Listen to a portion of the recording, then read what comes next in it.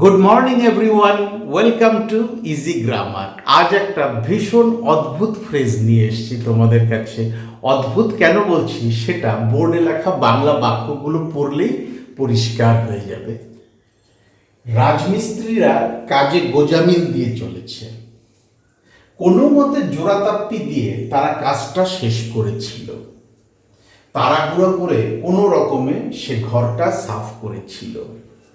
সময়ের অভাব থাকায় আমাদের বিষয়টি কোনো মতে ওপর ঝালিয়ে নিতে হয়েছিল। ঝালিয়ে নেওয়া মানে রিভাইজ করা, আর বিষয় হচ্ছে সাবজেক্ট। হাতে সময় কম, তাই কোনো একটা সাবজেক্ট আমরা ওপর একটু রিভাইজ করে নিয়েছিলাম, ভালোভাবে রিভাইজ করা হয়নি। এই যে চারটা সেন্টেন্স আমি পড়লাম এবং সেন্টেন্সের যে অংশগুলো আন্ডারলাইন করা আছে তাতে কিন্তু একটা ব্যাপার পরিষ্কার, সেটা হচ্ছে হাতে সময় কম থাকায় তাড়াহুড়ো করে বা কোনো রকমে কাজ শেষ করা। আর এই ব্যাপারটা যখন আমরা ইংরেজিতে প্রকাশ করব তখন আমাদের যে ফ্রেজটা ব্যবহার করতে হবে, যেটাকে আমি শুরুতেই অদ্ভুত সুন্দর ফ্রেজ বলেছি, সেটা হচ্ছে a leak and a promise. A leak and a promise. এই a leak and a promise এই ফ্রেজটাই প্রকাশ করে যে কোনো কাজ তাড়াহুড়ো করে শেষ করা, কোনো কাজ সময়ের অভাবে কোনোভাবে সমাপ্ত করা।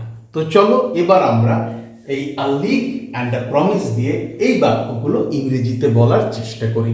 ভীষণ সহজ, ভীষণ ইন্টারেস্টিং। রাজমিস্ত্রিরা কাজে গোজামিল দিয়ে চলেছে। এখানে গোজামিল বলতে আমি ফাঁকি বোঝাবো না, তারা কাজটা শেষ করছে কিন্তু কোনো রকমেই, কারণ তারা খুব যত্নের সাথে বাড়ির কাজটা করতে পারছে না, তাদের হাতে সময়ের অভাব। তো চলো লিখে ফেলি। রাজমিস্ত্রিরা, একাধিক রাজমিস্ত্রি, রাজমিস্ত্রি ইংরেজি ম্যাসন, আর আমি এইখানে তাদের প্লুরাল করে দিয়ে লিখব ম্যাসনস।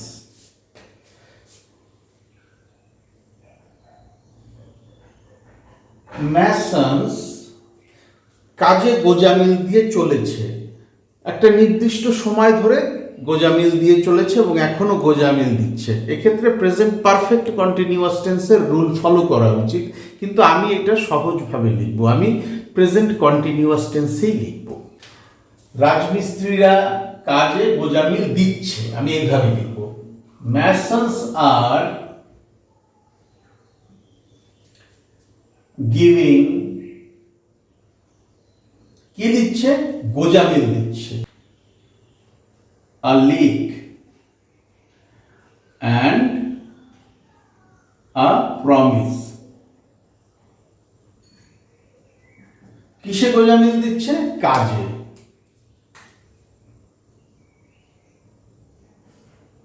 To the work. Masons are giving a leak and a promise to the work. রাজমিস্ত্রিরা কাজে গোজামিল দিচ্ছে বা গোজামিল দিয়ে চলেছে। কোনো মতে জোড়াতাপ্পি দিয়ে তারা কাজটা শেষ করেছিল। সিম্পল পাস্ট টেন্সে সেন্টেন্সটা রয়েছে, কোনো মতে জোড়াতাপ্পি দিয়ে তারা কাজটা শেষ করেছিল। তা আমি যখন ইংরেজিতে লিখব এই সেন্টেন্সটা, তখন তো আমাকে এটাকে একটু ভেঙে অন্যভাবে সাজাতে হবে। তারা শেষ করেছিল কাজটা কোনো মতে জোড়াতাপ্পি দিয়ে, এইভাবে বাক্যটা সাজাতে হবে যখন আমি ইংরেজিতে বলবো বা লিখব। তারা শেষ করেছিল, ফিনিশড। কি শেষ করেছিল? কাজটা।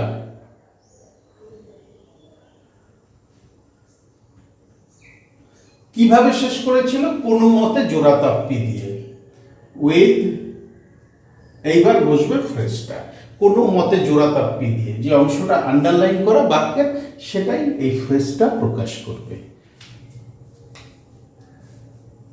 A leak and a promise. They finished the work with a leak and a promise.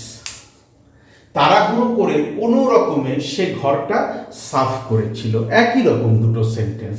ধরে নেওয়া যাক এখানে সে থার্ড পারসন সিঙ্গুলার নাম্বার, একজন মহিলা, তাই আমি এখানে শি বসিয়ে দেবো।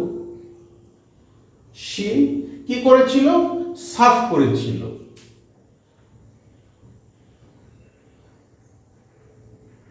কি সাফ করেছিল? ঘরটা।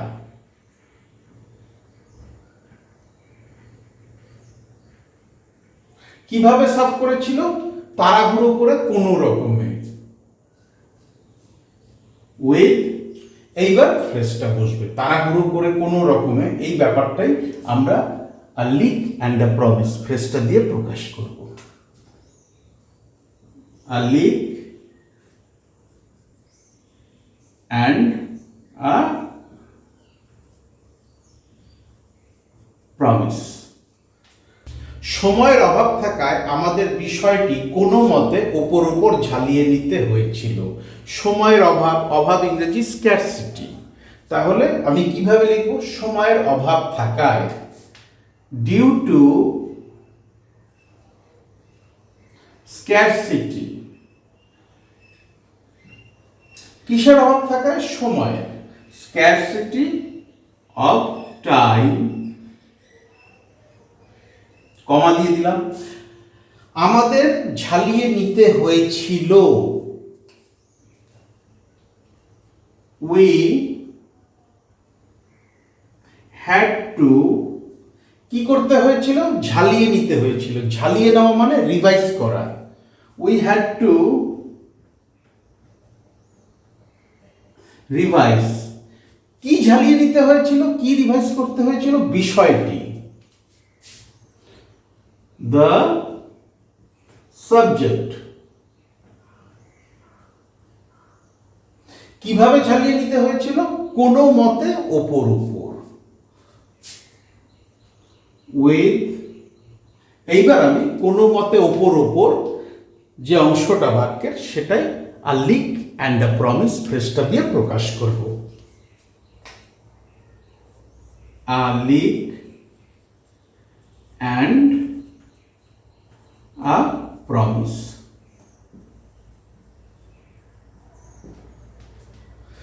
Due to scarcity of time, সময়ের অভাব থাকায়, we had to revise the subject, আমাদের বিষয়টি ঝালিয়ে নিতে হয়েছিল, with a leak and a promise, কোনো মতে ওপর।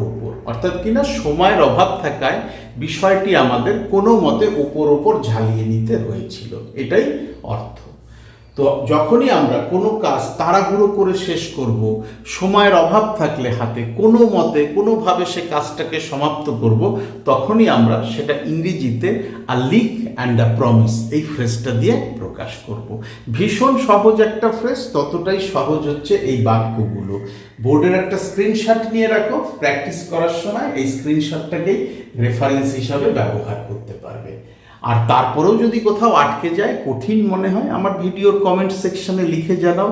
ডেসক্রিপশন বক্সে আমার ইমেল অ্যাড্রেস দেওয়া আছে, চাইলে সেখানেও যোগাযোগ করে নিতে পারো। Thank you so much for your time and attention, and have a nice